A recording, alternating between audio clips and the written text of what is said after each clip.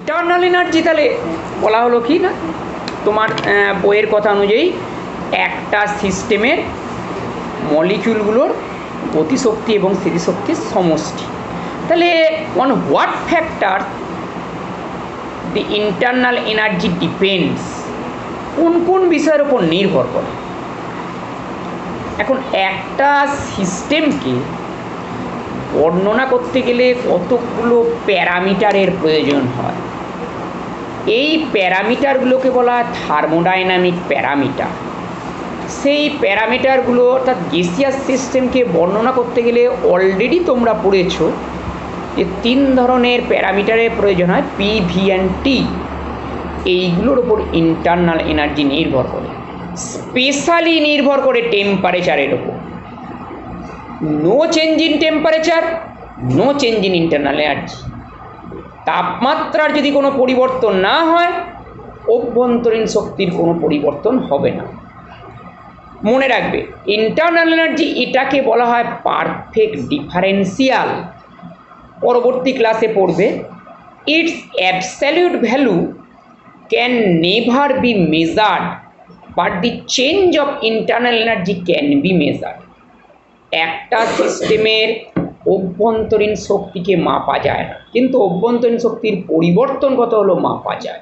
যেমন কোনো একটা বস্তু মধ্যস্থ তাপের পরিমাণকে তুমি মাপতে পারবে না, কিন্তু তাপ কতটা উৎপন্ন হলো বা কতটা শোষণ হলো এটাকে মাপা যায়। সেই কারণে ইন্টারনাল এনার্জি পরিবর্তনকে মাপা যায়, কিন্তু তার চরম মানকে মাপা যায় না। এই অসুবিধার জন্য কোনো চরম মানকে মাপা যায় না, এটার জন্য কোনো অসুবিধার সৃষ্টি হয় না। ঠিক আছে, আমাদের কাজ চলে যায়। তাহলে আমরা ইন্টারনাল এনার্জি বিষয়টায় এলাম থার্মোডাইনামিক্সের প্রথম সূত্রের ক্লসিয়াসের বিবৃতি পড়তে গিয়ে। ওইখান থেকে এখানে ঘুরে এসেছি না? তাহলে ক্লসিয়াসের স্টেটমেন্টটা কি? ক্লসিয়াসের স্টেটমেন্ট এটাই যে একটা সিস্টেমকে যখন তুমি তাপ দাও,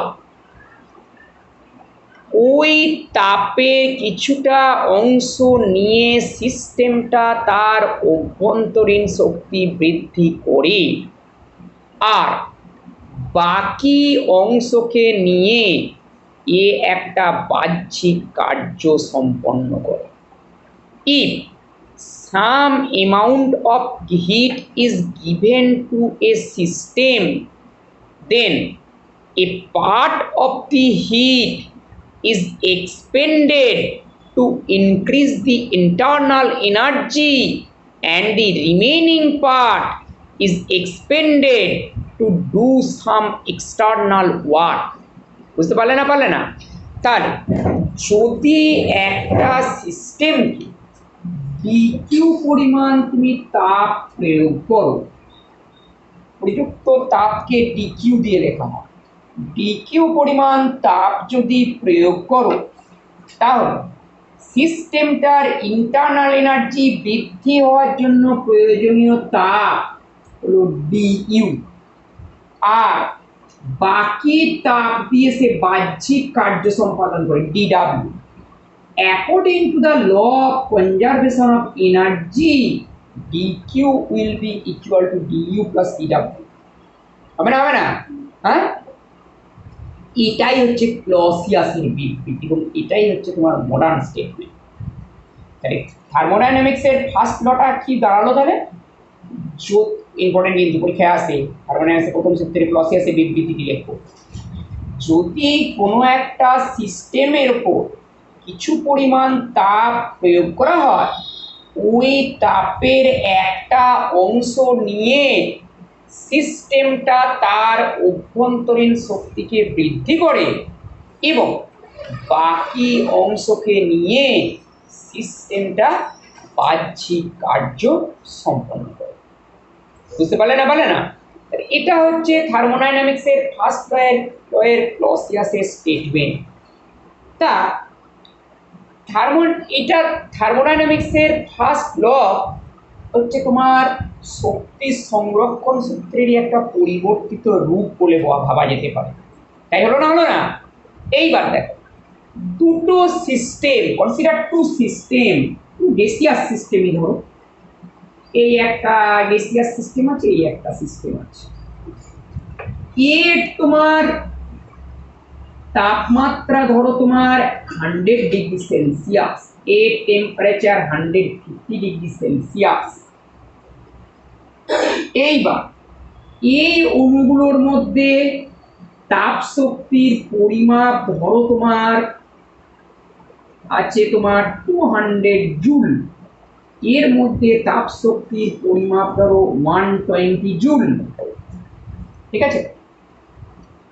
নাও suppose this is A system and this is B system.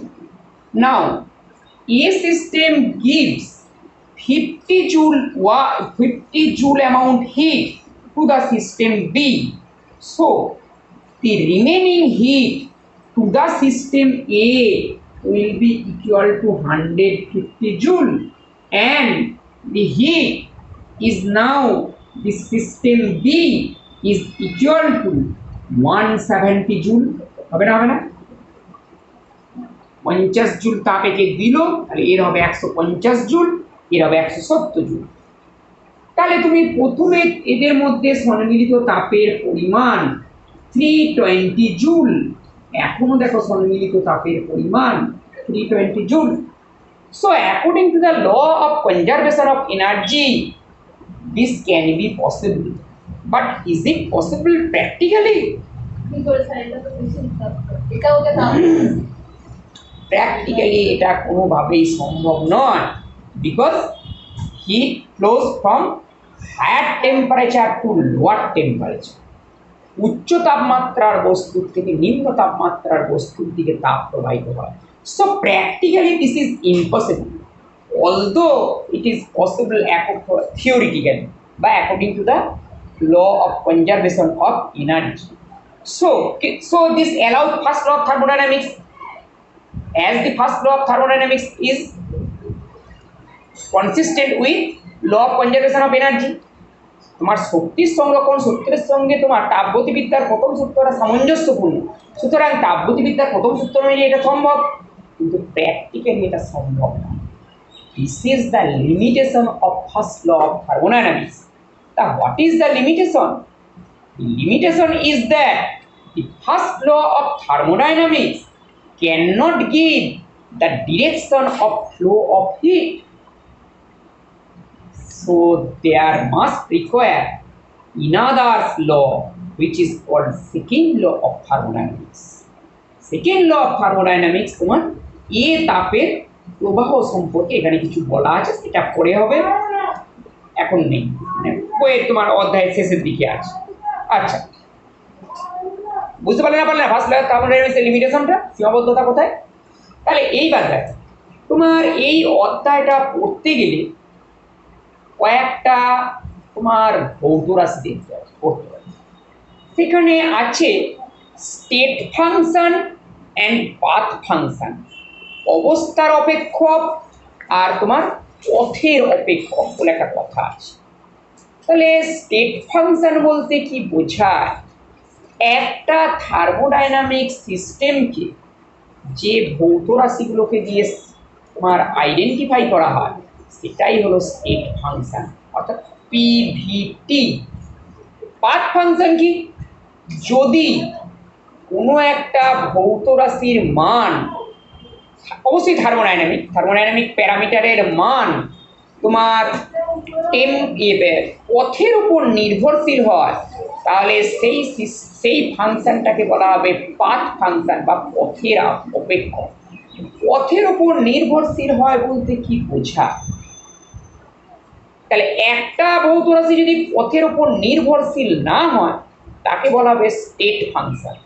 যেমন তোমার উদাহরণ দিই, যে একটা, আমি থার্মোডাইনামিক্সের বাইরে গিয়ে ওই গ্যাসিয়াস সিস্টেমের বাইরে গিয়ে কথাটা বলছি, একটা বস্তুকে ধরো তোমার এইচ উচ্চতায় উপরে তোলা হবে, তাহলে বস্তুর মধ্যে সঞ্চিত শক্তি হয় mgh, সেটা কোন পথে নিয়ে যাওয়া হলো তার উপর নির্ভর করে না।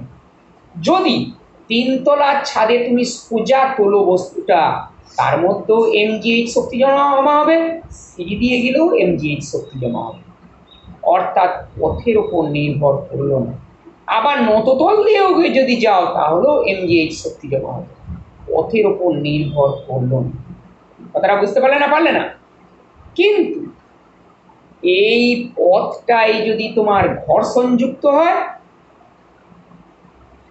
যে পথ দিয়ে নিয়ে সেটা যদি ঘস করে ঢেলে ঢেলে ঢেলে নিয়ে যাও, সেক্ষেত্রে দেখো যদি নততলটা খুব খাড়া হয় তাকে কম পথ ট্রাভেল করতে হবে। নততলটা যদি তোমার খাড়া বেশি না হয় তাহলে দেখো বেশি পথ ট্রাভেল করতে হবে। তাহলে কোন ক্ষেত্রে ফ্রিকশনাল ফোর্স বেশি লাগবে? ঘর্ষণের জন্য শক্তি ব্যয় কোন ক্ষেত্রে বেশি হবে? নততলটা কম খাড়া হলে বা লেন্থটা বেশি হলে সেখানে ঘর্ষণজাত শক্তি ব্যয় হবে। সুতরাং এইখানে দেখো তোমার বস্তুর মধ্যে সঞ্চিত শক্তির পরিমাপ ইকুয়াল টু কি হবে? এমজিএইচ মাইনাস ঘর্ষণের জন্য ব্যয়িত শক্তিটা বাদ যাবে, হবে না? হবে না? সুতরাং এই ক্ষেত্রে দেখো তোমার পথের অপেক্ষক হয়ে গেল। তুমি এই প্রান্ত থেকে ঘরের এক প্রান্ত থেকে অপর প্রান্তে একটা বস্তুকে সোজা নিয়ে যাও, তাহলে কৃতকার্য যা হবে, তুমি যদি বক্র পথে নিয়ে যাও কৃতকার্য কি একই হবে? এক বিন্দু থেকে অন্য বিন্দুতে নিয়ে গেলে দেখো বক্র পথে নিয়ে গেলে সরণ বেশি হবে, ডিস্টেন্সটা বেশি হবে, সরণ বেশি হবে না, ডিস্টেন্সটা বেশি হবে। কিন্তু কার্যের ডেফিনেশন হচ্ছে বল ইন্টু সরণ, তাহলে কার্যটা কি হবে? হ্যাঁ, কখনোই কার্য এক হবে না।